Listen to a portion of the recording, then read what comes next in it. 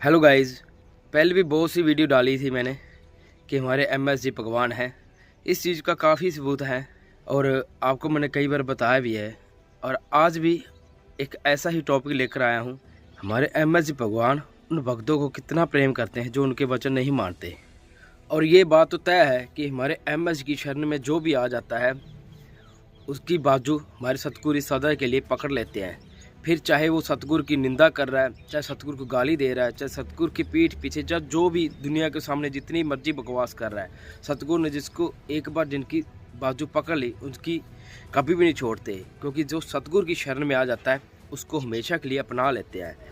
तो सतगुरु ने इस बार लास्ट वार्निंग दी है सभी को, सभी प्रेमियों को, कि अब अगर वचनों की गलती करोगे तो उसकी सज़ा आप खुद भोगोगे और जो वचन से इधर उधर होगा उनका बुरा हाल होगा। लेकिन जो सतगुरु के वचन नहीं मानते, क्या उनको सतगुरु प्रेम नहीं करते? नहीं, ऐसा बिल्कुल भी नहीं है। जो सतगुरु के वचन नहीं मानते, सतगुरु उनको भी अपना अटूट प्रेम देते हैं और उनको हमेशा के लिए प्रेम करते रहते हैं, चाहे उनके वचन मान रहा चाहे नहीं मान रहा। क्योंकि सतगुरु की शरण में जो आ जाता है उनको हमेशा के लिए वो अपना लेते हैं। फिर चाहे वो कांटे बनकर रहें चाहे फूल बनकर रहें, सतगुरु की शरण में जो आ गए उनको हमेशा वो अपने सीने से लगा कर रखते हैं। जैसे कि श्री राम, श्री लक्ष्मण जी और माता सीता जी जब वनवास पर गए तो तब श्री राम जी के चरणों में काफ़ी ज़्यादा कांटे चुभ रहे थे। और ये देखकर लक्ष्मण जी और माता सीता जी ने बोला कि इन कांटों को आप निकालते क्योंकि क्या आपको दर्द नहीं होता? तो श्री राम जी ने इन पर जवाब दिया कि ये जो मेरी शरण में आ जाता है तो उनको मैं कभी भी अपने से दूर नहीं करता। क्योंकि एक कांटे जो चलते हुए श्री राम जी के चरणों में चुभन दे रहे थे, मतलब इतना पेन इतना दर्द, और उनको भी हंसकर उनका जवाब दिया माता सीता को और श्री लक्ष्मण जी को कि ये अब मेरी शरण में आ चुके हैं, अब ये मुझे दर्द दे या कुछ भी, इनको मैं अब अपना लिया है। तो वैसे ही सतगुरु के जो वचन मानता है चाहे नहीं मानता, सतगुरु उनको अपने सीने से लगा के रखते हैं। लेकिन हाँ, जो कांटे बने हुए हैं उनको भी अपने साथ रखा। लेकिन सही तो ये है ना कि हम सभी फूल बनकर रहें और वचनों की गलतियां ना करें। अगर हम कांटे बनकर रहेंगे फिर भी सतगुरु अपने साथ लगा कर रखेंगे, क्योंकि ये एमएस जी खुद भगवान है और यही भगवान की निशानी होती है। क्योंकि उनके अंदर दीनता नम्रता बहुत होती है।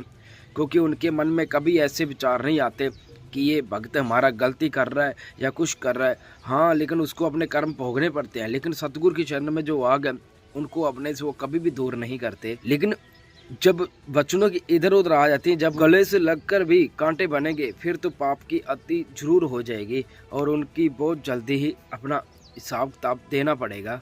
और यही निशानी होती है कि हमारे एमएस जी भगवान हैं। क्योंकि उनको जितना भी कोई दर्द दे ले, जितनी मर्जी उनको गालियाँ दे ले, जो मर्जी उनके बारे में कोई बुरा बोल रहा है, उनकी शरण में जो आ जाता है उनको हमेशा की अपना लेते हैं, चाहे उसके बाद वो चला ही जाए। लेकिन सतगुरु उनको कभी भी नहीं भूलते।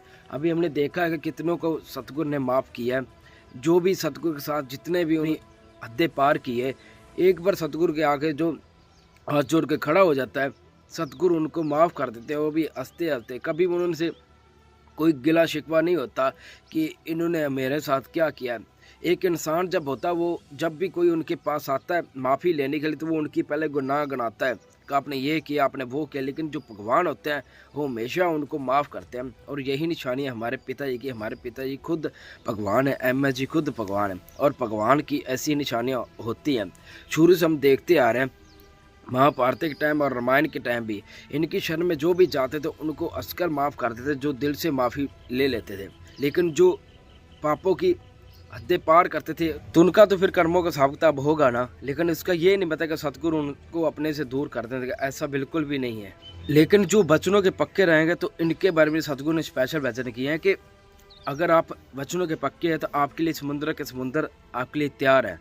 लेकिन फिर भी अगर आप इन चीज़ों का फ़ायदा उठाकर ये सोचोगे कि चलो कोई बात नहीं, सतगुरु तो माफ़ कर ही देंगे, उन्होंने वो तो माफ़ करने वाले, वो तो दयालु हैं।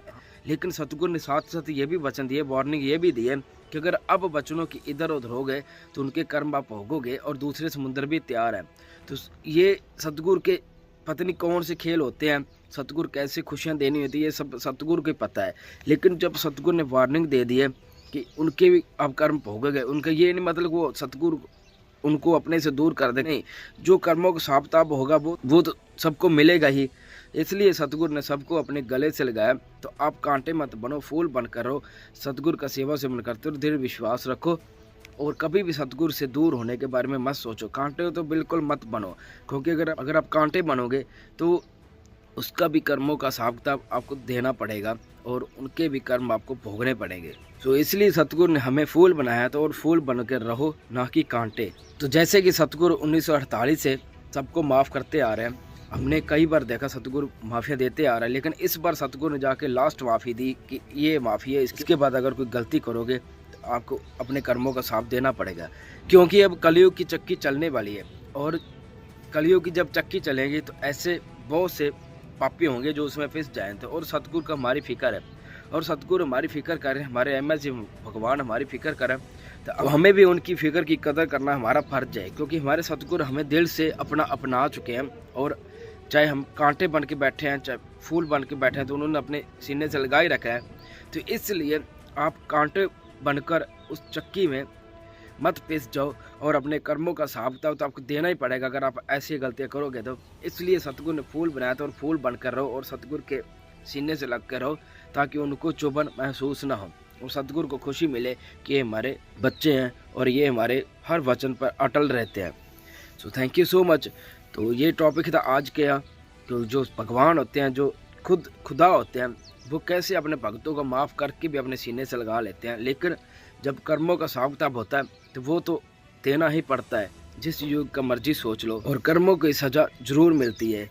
तो थैंक यू सो मच। ये था आज का टॉपिक।